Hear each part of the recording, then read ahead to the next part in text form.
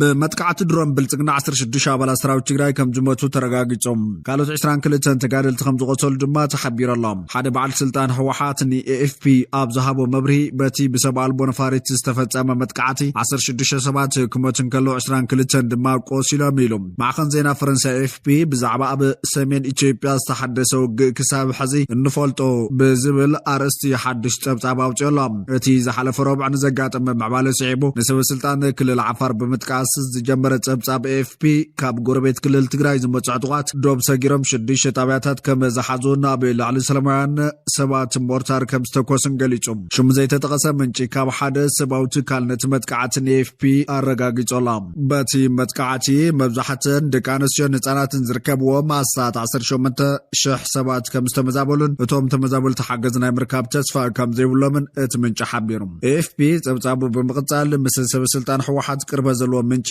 እቲ ምስስራው ትግራይ ዘጋጠመ ጎንፂ ኣብ ክልል ዓፋር ዝንቀሳቀሱ ሓይልታት ሓይሊ ሰላም ትግራይ ከም ዘጋጠመ ይሓቢሮም እዚ ሓይሊ ምስል ዓለዋይ መርሒ ህወሓት ነበር ኣይቲ ጌታቸው ረዳ ምትሳር ከም ዘለዎን ኣብዚ ጉዳይ ጌታቸው ረዳ ክረኽቦ ፈቲኑ ግን ከም ዘይተዓወተ እቲ ጸብጻብ ይገልጽ ብኻሊ ወገን ኣብ ዝሓለፈ ዓርቢ ህወሓት ኣብ ዘውፀ መግለጺ መንግስት ፌደራል መጥቃዕቲ ሰብኣል ቦነፋሪት ከም ዝፈጸመ ኣፍሊጡ ነይሩ እቲ መጥቃዕቲ ድማ ኣብቶም ዕጡቃትን ነበርትን ጉዳት ከም ዘሳዕበን ገሊጹ ክብለ ዘኻኺሮላም ድሕሪዚ መግለጺ AFP ምስ ሓደ ላዕለዋይ በዓል ስልጣን ህወሓት ከም ዝተዘራረበ ዝገለጸ ኮይኑ እቲ መጥቃዕቲ ሰብኣል ቦነፋሪት ኣብ ክልል ትግራይ ከም ዘይተፈጸመ ሓቢሩ እቲ መጥቃዕቲ ኣብ ክልል ዓፋር ኣብ ዝርከብ ናይ ዕጡቃቶም መንቀሳቐሲ ዝተፈጸመ ኮይኑ ብውሕድ 16 ዕጡቃት ክሞትን ከለው ካልኦት 22 ድማ ቆሲሎም ይብል ብተወሳኺ AFP ብሰንኪ መጥቃዕቲ ሰብኣል ቦነፈርቲ ዘስዓቦ ጉዳት ብነጻ ከረጋግጽ ከም ዘይካልእ ዝገለጸ ኮይኖም መንግስት ፌደራል ድማ ርእይቶ ክህብ ንዝቐረበሉ ሕቶ መልሲ ከም ዘይሃበ ኣፍሊጦም ምንጪ ትካል ረድኤት ነቲ መጥቃዕቲ ሰብኣል ቦነፈርቲ ረጋጊጽ ቁጽሪ ዝሞት ግን ክገልጽ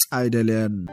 ኣብ ኢትዮጵያ 519 ሒሳብ ባንክ ተዓጽዮም 112 ጥርጥራት ድማ ብትሕቲ ቀይዳትዮም ኣለዎም ኣብዚ ሕጋዊ ንግዲ ሸርፊ ባጤራ ወጻኢ ተሳቲፎም ዝተባሃለ ሓያሉ ጥርጥራት ኣብ ትሕቲ ቀይዲ ከም ዝኣተውን ብርክት ዝበሉ ሒሳባት ባንኪ ከም ዝተዓጽውን ትካላት ጸጥታን ድሕንነትን መንግስቲ ኢትዮጵያ ኣፍሊጦም ኣገልግሎት ሃገራዊ ስልያን ጸጥታን ኣገልግሎት ፋይናንሳዊ ድሕንነት ፌደራል ፖሊስ ከምኡውን ትካላት ጸጥታ ክልላት ኣብዚ ሕጋዊ ምስግጋር ገንዘብ ኢድ ኣለዎም ተባሂሎም ዝተጠርጠሩ ውልቀ ሰባትን ክቕየዱ ከለው ሓያሉ حسابات بانكي أجدام بوزوم تكالات ጸጥታ بتوصل سجومتي 112 ኢትዮጵያውያን ዜጋታት استفلالها هاجرات بجبن تطرطيرهم ኣብ ትሕቲ ቀይዲ ከም ዝኣተውን 519 حسابات ባንክ በሰዓተውን ኣገልግሎት ሃገራዊ ስልያን ጸጥታን ኣፍሊጦሎም እቶም ኣብ ቀይዲ ዝኣተው ጥርጥራት ምስ መንግስቲ ዘካይዶ ዘሎ ማክሮ ቁጠባዊ ጽግናታት ኣብ ዝጻረር ዝተወደበ ንጥፈታት ዝሕጋዊ ሸርፎ ወጻኢ ከም ዝተዋፈሩ ይግለጽ እቶም ጥርጥራት ኣብ ዝሕጋዊ ስራሕ ሓወላ ምስግጋር ገንዘብ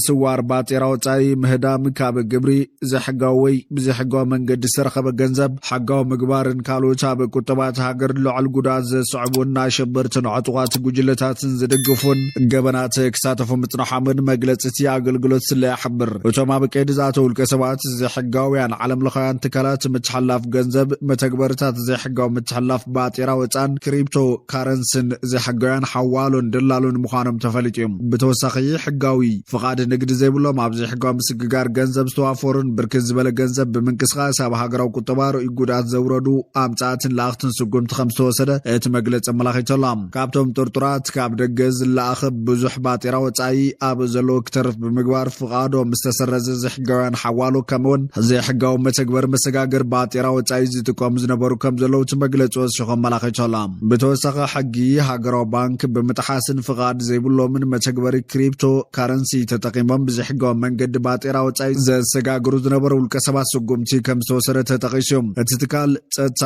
ነቲ ተግባር ብዝምልከት ኣብ ዘውፀ መግለጽ ሓያሉ ጥርጥራትን ናይቶም ኣብ ትሕቲ ቀይዲ ዝኣተው ዝተፈላለዩ ውልቀ ሰባትን ንብረቶምን ኣሳእሎምን ተዘርጊሖም ኣብ መፋረቕ ጥቅምቲ ኣመሓዳሪ ሃገራዊ ባንኪ ኢትዮጵያ ዮብ ተካልኝ መንግስቲ ኣብ ልዕሊ ትካላት ሓወላ ለኣኽቲ ገንዘብ ከምኡውን ብዘሕጋዊ መንገዲ ገንዘብ ዘስግሩን ዝቕበሉን ተሪር ስጉምቲ ከም ዝወስድ ኣፍሊጡ ነይሩ እቲ ኣመሓዳሪ መንግስቲ ኣብ ምወላእ ግብረ ሽብራዊ ወይ ዘሕጋዊ ምስግጋር ገንዘብ ዝነጥፉ ትካላት ምህላዎም ከም ዘረጋገፀን ዝተዋደደን ኩሉ መዳዊ ስጉምቲ ክውሰድ ከም ዝተዳለወን ሓቢሩ ነይሩ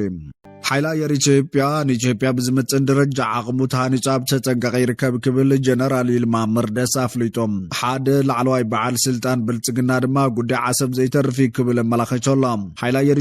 ኢትዮጵያ ብዝምጥን ደረጃ ዓቕሙና ተሃነጸ ሃገሩ ናይ ምሕላው ሓላፍነቱ ክዋጻእ ክብል ዋና ኣዛዚ ሓይሊ ኣየር ፌደሪ ሌተናል ጀነራል ይልማ መርደሳ ኣፍሊጦሎም ሓይሊ ኣየር ፌደሪ ንመበል 9 ዓመት በዓል ምስረቱ ምኽንያት ብምግባር ኣብ ቢሾፍቱ ቃጽሪ ሓይሊ ኣየር ኣብ ዝሃቦ ጋዜጣዊ መግለጺ ሌተናል ጀነራል ይልማ መርደሳ ከም ዝተዛረቦ ሓይሊ ኣየር ኢትዮጵያ ውሪን ነዊሕ ዕድመ ካብ ዘለዎም ሓይልታት ሓደ እዩ ኢሎም ኣብ ምድሪ ኣፍሪካ ዘለዋ ሓደ ሃገራት ብዛዕባ ኣውሮፕላን ከይፈለጣ ኢትዮጵያ ሓይሊ ኣየር ዝኣክል ዓብይ ትካል ጣይሻ በዞን ግንባር ቀደምያ ኢሎም ሓይሊ ኣየር ኢትዮጵያ ብደም ብዓጽምትን ብመስዋዕትን ህይወትን ንኢትዮጵያ ንሓለወ መጽንሑ ዝገለጸቲ ጀነራል እቲ ትካል ዝማዕበለ ልምዲ ስልጠናን ወገን ዘለዎ ምዃኑ ተዛሪቦም ሓዚ እውን ዓቕሙ ንምዕባይ ዘኽእሉ መሰረተ ልምዓታት እናሃነጸ ከም ዝርከብ ኣመላኺቶሎም ሓይሊ ኣየር ኢትዮጵያ ንኢትዮጵያ ብዝምጥን ደረጃ ዓቕሙና ተሃነጸ ሃገሩ ናይ ምሕላው ሓላፍነቱ ክዋጻዩ ንወፍሪ እውን ድልው ክብል ኣመላኺቶሎም እዚ ከም ዘሎ ኮይኑ ኣብዚ ዝሓለፈ ቀረባ መዓልታት ዳይሬክተር ቤት ጽሕፈት ምትሕብባር ፕሮጀክት ዓብይ ግድብ ህዳሴ ኢትዮጵያ ገዲም ፖለቲከኛ ኣርጋ ብርሃም ኢትዮጵያ ኣፍ ደገ ባሕሪ ወኒና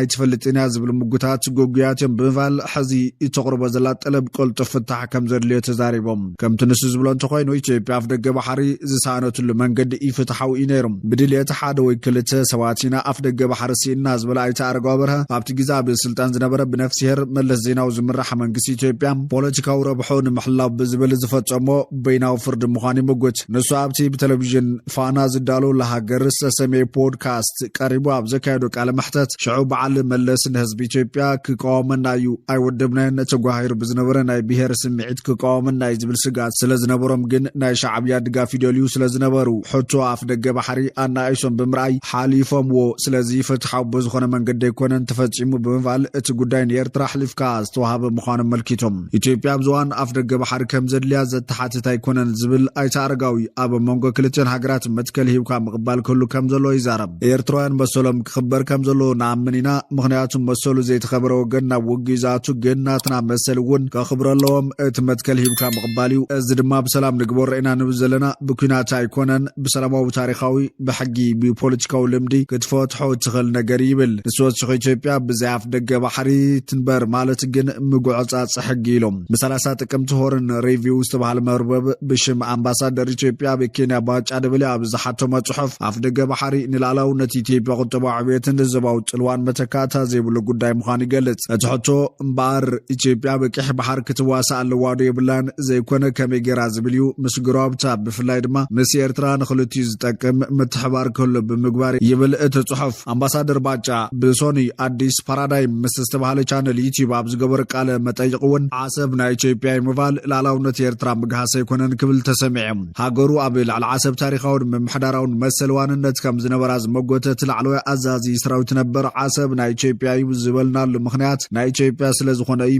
ሚእታዊ ፔሬድ ዓሰብ ናይ ኢትዮጵያ ክብል ብሓይለ ቃል ክዛረብ ይስማዕ ነዚ መረዳእታ ኢሉ ዘቕረቦ ድማ ኢትዮጵያ ብፍላይ ኣብ እዋን ስርዓት ደርጊ 5 ርእሰ ምምሕዳር ነይርዋ ዝብል እዩ ዓሰብ ርእሰ ምምሕዳር ካብ ዝነበሩ ሓደ ኮይኑ ኤርትራ እውን ርእሳ ዝኻለት ርእሰ ምምሕዳር ነይራ ይብል ብወገን ኤርትራ ነቲ ብዛዕባ ጠለብ ኣፍ ደገ ባሕሪ ዝምልከት መግለጽታት ኢትዮጵያ ሓውሲ ወጋዑ ግብረ መልሲ ክወሃብ ጸኒሖም ዝበዝሐ ግዜ ድማ ሚኒስተር ዜና ኤርትራ የማነ ገብረ መስቀል ብመንገዲ ክዝህቦ ርእቶታትን ተቃውሞታትን እዮም ኣብ መጋቢት 2025 ሚኒስተር ጉዳያት ወጻኢ ኤርትራ ዓስማን ሳላሕ ኣብ ኣስመራን ዝርከቡ ኣምባሳደራትን ወኪላት ሃገራት ወጻኢ ብምእካብ ኣብ ዝሃቦ መብርሂ ኣዲስ ኣበባ ብዛዕባ ኣፍ ደገ ባሕሪ ትህቦ ዘላ መግለጽታት ንላዕላውነት ሃገሩ ዘጥሕስ ምዃኑ ገሊጹ ነይሩ